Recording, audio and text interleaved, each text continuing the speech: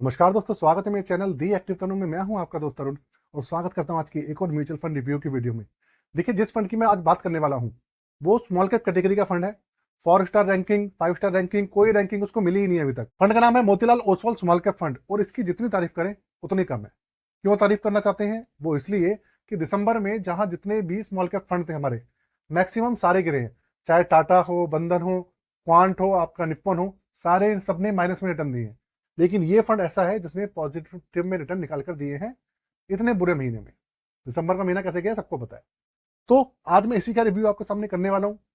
क्या खासियत है इसके अंदर, कैसे रिटर्न्स निकाल के दे रहे हैं, पूरा का पूरा टेक्निकल रिव्यू होने वाला है दोस्तों। किसी भी तरीके का रिकमेंडेशन मत समझिएगा, पूरी की पूरी वीडियो एजुकेशनल पर्पज के लिए होने वाली है।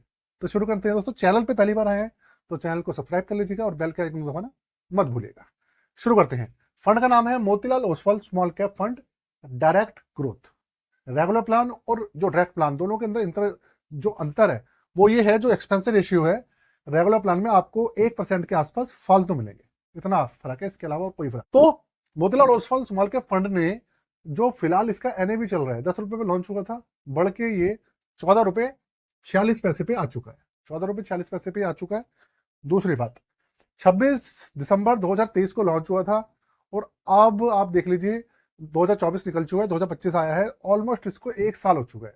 ऑलमोस्ट एक साल के अंदर जो रिटर्न्स दिए इसने, जब से लॉन्च हुआ है तब से अभी तक 42.39% का सीएजी निकाल के दे दिया यार, जो कि अपने आप में बहुत ही ज्यादा ह्यूमंगस, आप ये समझ लीजिए सीएजीआर है, अपने आप में बहुत ही ज्यादा सीएजीआर। दूसरी बात, रैंकिंग वैसे तो इसको अभी तक मिली नहीं है क्योंकि 1 साल पुराना फंड है, लेकिन इंडिपेंडेंट वेबसाइट्स ने इसको 4 स्टार की रैंकिंग दे दी है। तो 4 स्टार की रैंकिंग जो इंडिपेंडेंट वेबसाइट जो बिल्कुल फेयर है वो मिली हुई है।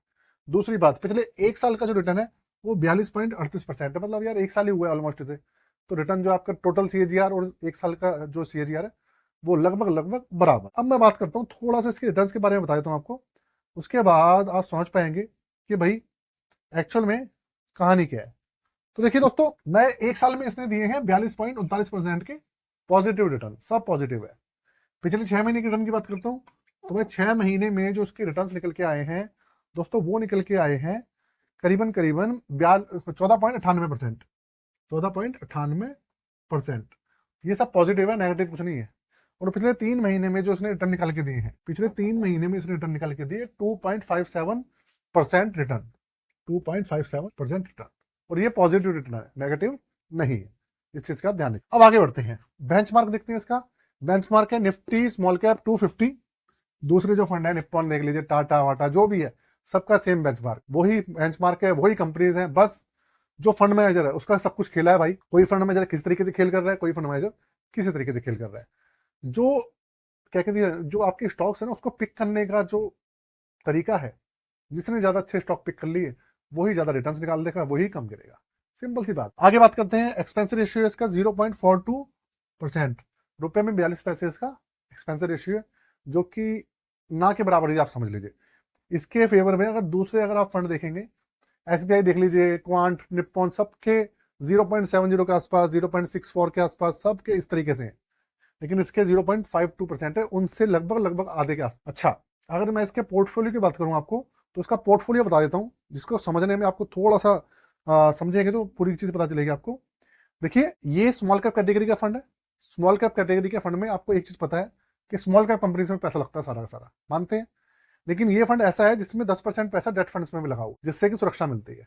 जी हाँ, स्मॉल कैप कैटेगरी का फंड है, लेकिन फंड मैनेजर ने 10% पैसा स्मॉल कैप की बजाय डेट फंड्स में डाला हुआ है। दूसरी बात, 4% पैसा कैश और कैश इक्विवेलेंट में है। मतलब जो कैश इक्विवेलेंट होते हैं, जहां से आप जो सीधा आपको कोलेक्ट्रल्स मिल जाते हैं, सीधा कैश आप कहीं कभी भी उठा सकते हैं। 15% पैसा तो आपको बिल्कुल सेफ है, सेफ जगह पे बचा हुआ 85%। वो जो पैसा है आपका, उसमें से भी 6% पैसा लार्ज कैप में लगा हुआ है और आपका 52% पैसा मिड कैप में लगा हुआ है और स्मॉल कैप में सिर्फ 42% पैसा लगा हुआ है। आप किस तरीके से पूरा का पूरा डाइवर्सिफिकेशन कर रखा है फंड मैनेजर ने। दोस्तों, अगर आप 2025 में अपनी इन्वेस्टमेंट की जर्नी शुरू करना चाहते हैं, नया अपना पोर्टफोलियो बनाना चाहते हैं, आपके पास और आगे अगर आप हम चलें तो देखिए, एग्जिट लोड है इसका 1%। दूसरे फंड्स के अंदर भी 1% ही है, कुछ ज्यादा फर्क नहीं है। 4084 करोड़ रुपए का ह्यूमंगस इसके अंदर 1 साल के अंदर इन्वेस्टमेंट आ चुका है, एयूएम आ चुका है। और दूसरी बात, मिनिमम इन्वेस्टमेंट है इसमें 500 रुपए और मिनिमम एसआईपी भी है 500। जो मोतीलाल ओसवाल की सबसे बड़ी खास बात यह है कि इनकी जो मिनिमम इन्वेस्टमेंट है, मिनिमम एसआईपी है 500 रुपए। दूसरी बात, लॉन्ग टर्म कैपिटल गेन है 12.5% और शॉर्ट टर्म कैपिटल गेन है 20%। मतलब अगर आप 1 साल के बाद पैसा निकालते हैं तो लॉन्ग टर्म कैपिटल गेन लगेगा, लेकिन 1.25 लाख तक का प्रॉफिट आपका बिल्कुल टैक्स फ्री रहेगा। 1.25 लाख के बाद 12.5% tax. STCG short term capital gain तब लगता है जब 1 साल से पहले बेचेंगे, वो आपका लगेगा 20%। कोई भी प्रॉफिट हो, चाहे 1 रुपए प्रॉफिट हो, भले हो 1 लाख, 20% फ्लैट लाइन। दूसरी बात, ये तो सारा हो गया इस फंड के बारे में डिटेल। भाई फंड के अंदर क्या प्रोस है और क्या कौन सा है, इसके बारे में बात करते हैं, फिर मैं अपनी राय बताऊंगा आपको। तो देखिए कॉन्स की बात करेंगे। कॉन्स की अगर मैं बात करूं ऐसे ओवरऑल, तो यार रैंकिंग भी अच्छी है, फंड भी ओके है, रिटर्न्स भी अच्छे हैं, expense ratio, exit load, AUM, performance, और सबसे पहली बात, पोर्टफोलियो का डाइवर्सिफिकेशन बहुत ही अच्छे से किया। तो अगर मैं कॉन्स की बात करूंगा तो एज ऑफ नाउ मुझे कोई कौन नजर नहीं आ रहा है। देखिए नहीं नजर आ रहा मतलब नहीं नजर आ रहा। लेकिन बात करें अगर प्रोस की, तो देखिए पिछले 1 साल में 42.39% का रिटर्न, मार्केट बुरी तरह से गिरी पड़ी है, फिर भी इतने रिटर्न। आप ये समझो 6 महीने से, तो पिछले 3 महीने में तो इसने रिटर्न दिए ही नहीं है, सिर्फ 2.57% रिटर्न दिए हैं। इसका मतलब इसने जितने भी रिटर्न दिए हैं, ये 42%, 42.5%, ये सिर्फ 9 महीने में निकाले हैं। इससे आप आइडिया लगा। ठीक, तो भाई 1 साल में 42-39% के रिटर्न है, बहुत ही ज्यादा है जो कि। दूसरी बात, इसका एक्सपेंस रेशियो कम है, जिससे कि आपको रिटर्न जो होते हैं ज्यादा मिलते हैं क्योंकि चार्जेस कम है। और यार एयूएम भी बहुत अच्छा है, परफॉर्मेंस वगैरह भी काफी अच्छी है, डाइवर्सिफिकेशन बहुत अच्छे से कर रखा है। तो कॉन्स की बजाय इसके प्रोस तो बहुत ही सारे हैं। ठीक है, तो ये सब चीजें हैं। अब आने वाले समय में रिटर्न वगैरह तो काफी अच्छे मिलेंगे, जो भाई भी इसके अंदर बना हुआ होगा, जिसकी भी एसआईपी चल रही हो। अब करना क्या है, क्या नहीं करना है, मैंने आपको A to Z सारी चीजें बता दी है।